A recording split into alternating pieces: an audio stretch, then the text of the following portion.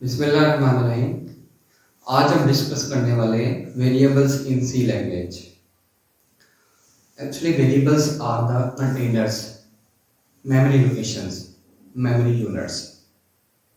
चले इससे पहले रियल लाइफ की तरफ चलते हैं।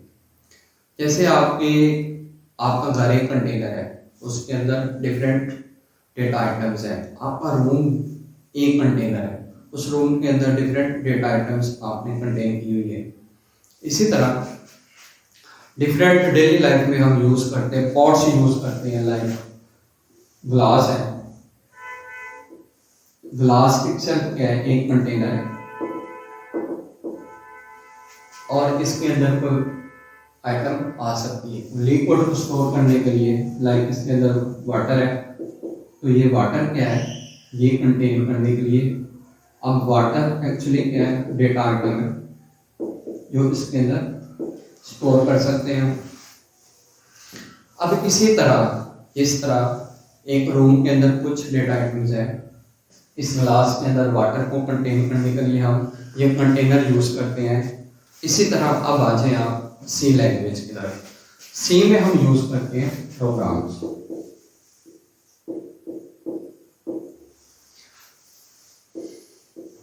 और इस प्रोग्राम के अंदर हम यूज करते हैं डिफरेंट वेरिएबल्स। इस प्रोग्राम में कुछ इनपुट्स होती हैं जो कि हम देते हैं सीपीयू को।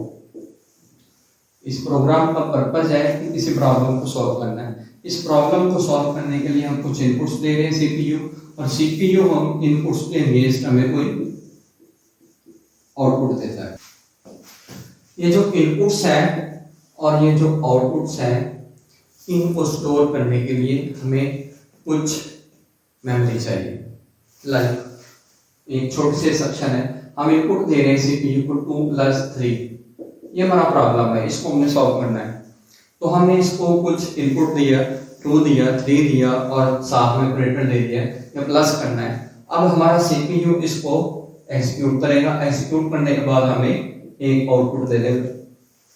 तो ये इनपुट्स और आउटपुट को स्टोर करने के लिए सीपीयू को कुछ मेमोरी चाहिए, कुछ कंटेनर चाहिए।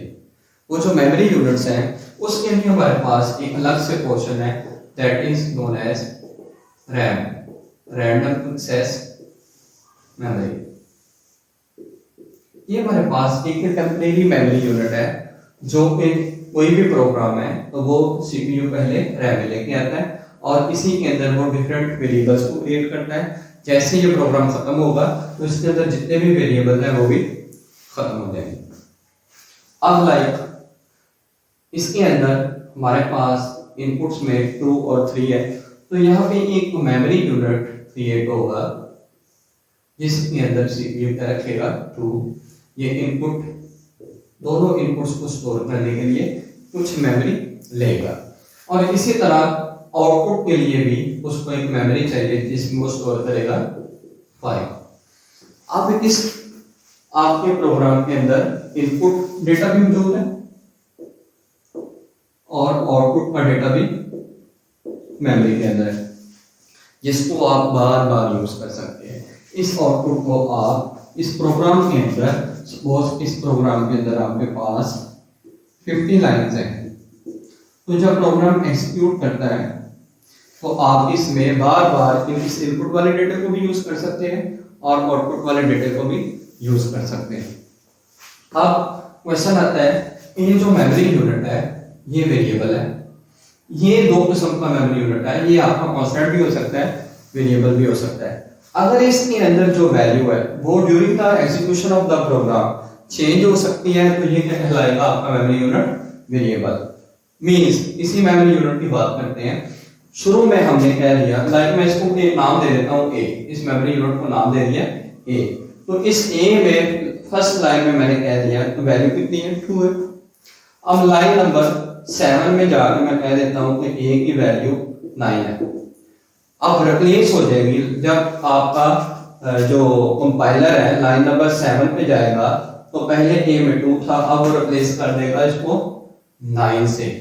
इट्स मींस ये जो मेमोरी लोकेशन है ये आपको परमिशन दे रही है, इसके अंदर डेटे को चेंज किया जा सकता है।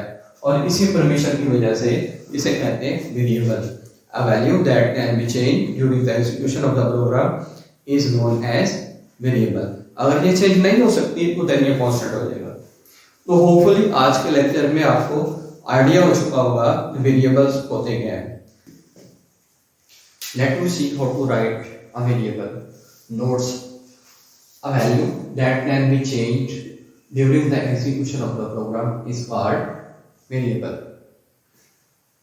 इधर ही मैं आपको बताता चलूं, constant क्या होगा? A value that cannot be changed during the execution of the program is, जो वैल्यू चेंज हो सकती वेरिएबल है, जो नहीं हो सकती वो कांस्टेंट है। एंड नेक्स्ट कांस्टेंट पढ़ेंगे, देन भी देखेंगे। A variable is a memory location.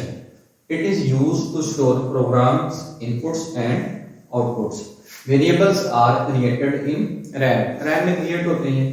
The data in variables automatically removed when program ends. Means जितने भी variables हैं, जैसे program खत्म होगा तो वो भी सारे के सारे finish हो जाएंगे। तो इसके बाद आपने एक छोटा सा रैम का पोस्टर बनाना है। रैम के अंदर कोई वेरिएबल का नाम दे देना, लाइक एज नाम का वेरिएबल है और उसके अंदर कोई वैल्यू रख दे 35 और यहाँ पे लिख दे name of variable. Name of variable है और ये आपके पास रैम है, ये आपके पास कंटेंट्स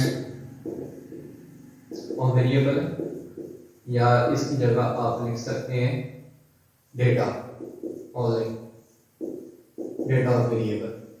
तो ये आप इस एंड पे एग्जाम्पल गिवन के तौर पे ऐसे ये लिखते हैं।